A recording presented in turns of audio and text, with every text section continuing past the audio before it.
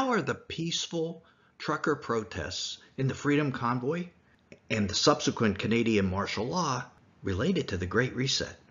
Have you heard of the idea of not letting a good crisis go to waste? Well, this might be an example. Did you know that the Canadian martial law that was enacted yesterday, the Emergency Powers Act, actually was predicted all the way back in 2020? So let's take a look at all this and see that maybe there's a lot more going on than you think. Back in October 2020, we first reported on the concept of the Great Reset. And so much has happened since then, I'm sure you don't remember how we reported comments by Prime Minister Justin Trudeau at that time supported like totally over-the-top totalitarian measures that would lead to the Great Reset. Many at that time in our community believed that peaceful, gentle Canadian Trudeau couldn't possibly support totalitarianism. How do you feel about that today, the day after Trudeau evoked the Emergency Powers Act, the equivalent of martial law? This is the first time in history that this act was evoked in the history of Canada. Do peaceful truckers cause that much of a risk that Canadian freedom needed to be revoked? Or are Trudeau's actions reflective of something else? I bet you know the answer already. Well, but before we answer that and show you the reasons why, let's look at what Trudeau is proposed to have said back in early 2020. In October 2020, a document was supposed to have been leaked from the Canadian Parliament Strategic Planning Committee regarding how the pandemic would set up the Great Reset. Today, I looked back at all the fact checkers at that time who discounted this document by saying there was no such thing as a Great Reset being planned. Really? Just read Klaus Schwab, the director of the World Economic Forum's book on the Great Reset. But here is a picture of Trudeau speaking at Schwab's World Economic Forum meeting. And here is a picture of Trudeau with Schwab. And what is Schwab giving Trudeau? You know, I think it's a mask, getting him ready for what was coming. And here is Trudeau meeting with billionaire George Soros and a World Economic Forum manager. Trudeau is their lackey. And in fact, a Great Reset is no longer considered a conspiracy theory, but common knowledge, and Trudeau is their conduit for its implementation. But this is a Christian channel. What does all this have to do with biblical prophecy? Did the Bible predict this as well? Not just the document, but the Bible as well? Well, not exactly. But we believe that the Great Reset is a driver of something that is in the Bible. But we believe it will lead to something found in Revelation 17 and 18 known as Mystery Babylon. And at the end of this video, we'll give you a link to show how that's going to happen. But for now, let's return to that document because you're going to find this fascinating. Although we cannot say with certainty that this document of Trudeau's proposals was accurate, a lot of what it predicted has come true, and that substantiates the truth of that document to some extent.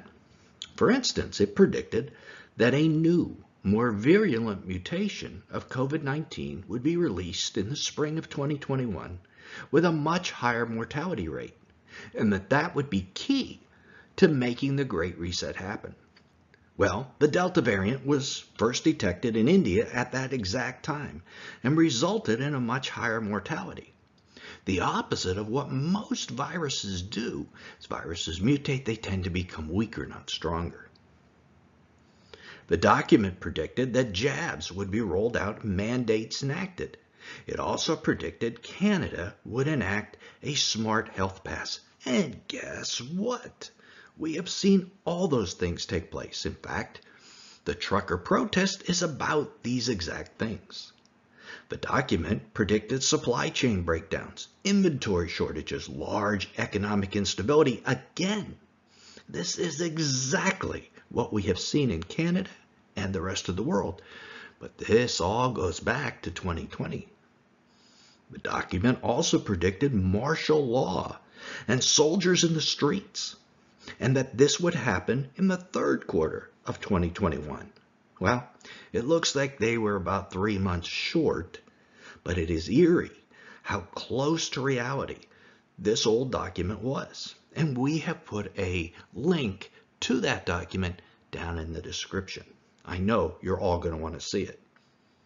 Now, things that were predicted that we haven't seen yet were isolation facilities across every province and territory for the imprisonment of those refusing the mandate. It also predicted the transitioning of all Canadians to a universal basic income in anticipation of them surrendering their assets. These things haven't happened yet, but this channel sees current events as a means to that end. And we're going to discuss that in just a moment.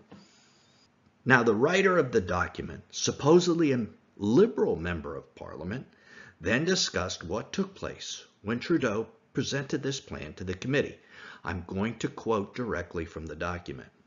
Quote, committee members asked who would become the owner of all the forfeited property and assets in that scenario, and they meant the Great Reset, and what would happen to lenders or financial institutions.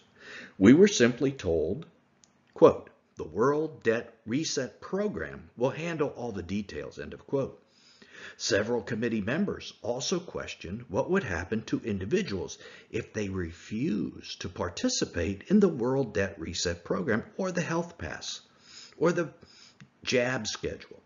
And the answer we got was very troubling.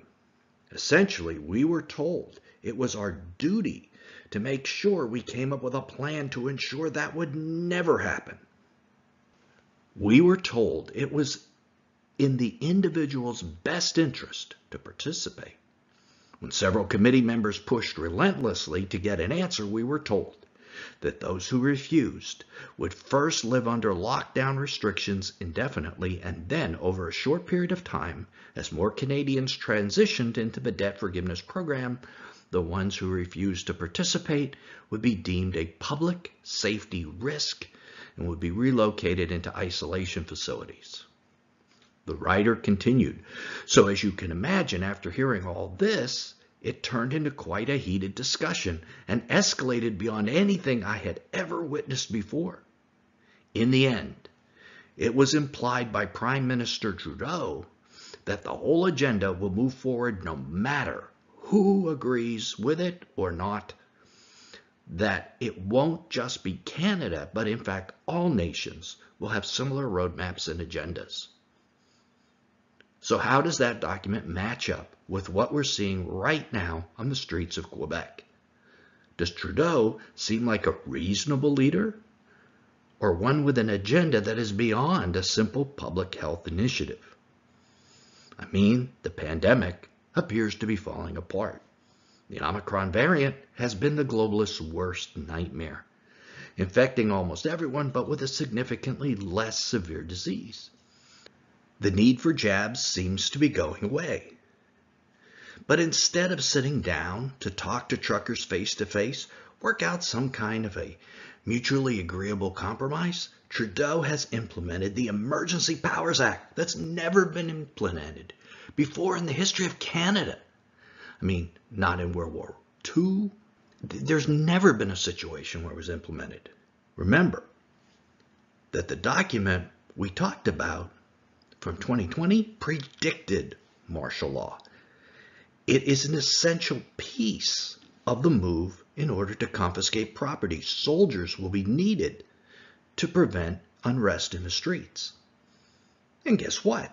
This week, part of the declared martial law is giving them the right to confiscate property, giving them control over bank accounts, third-party crowdfunding platforms, and cryptocurrency. Yes, you heard me correctly. They have taken control of all crypto transactions in Canada. Ostensibly, this was done to prevent the funding of the truckers. but assuming control of crypto is an essential for all nations to implement their own digital currency. We have spoken of this before in some of our other videos. Do you think the martial law is going away? Do you think the confiscation of property will be limited only to truckers and their supporters?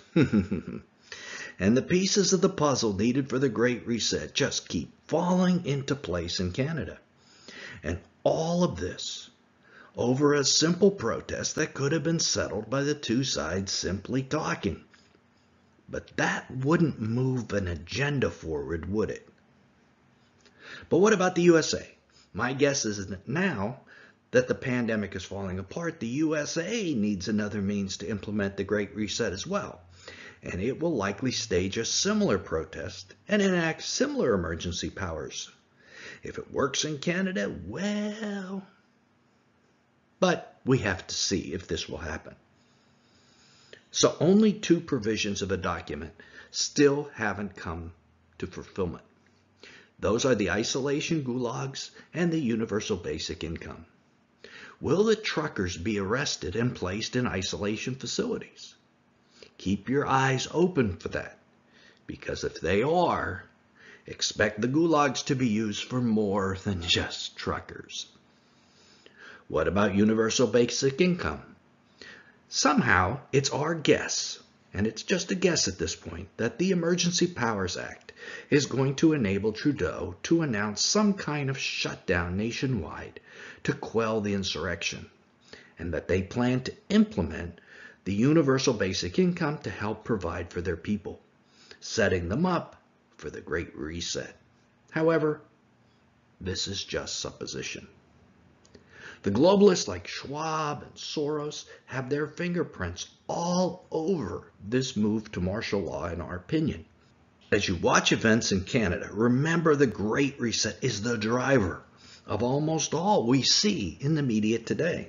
And the Great Reset is the driver of the development of the biblical world government known as Mystery Babylon. Click right here to keep watching and learn how the UN is involved and how other globalists like Bill Gates are being planned to assume control of something they call thought leaders. A scary concept. Till then, this is Nelson, and I'll see you there.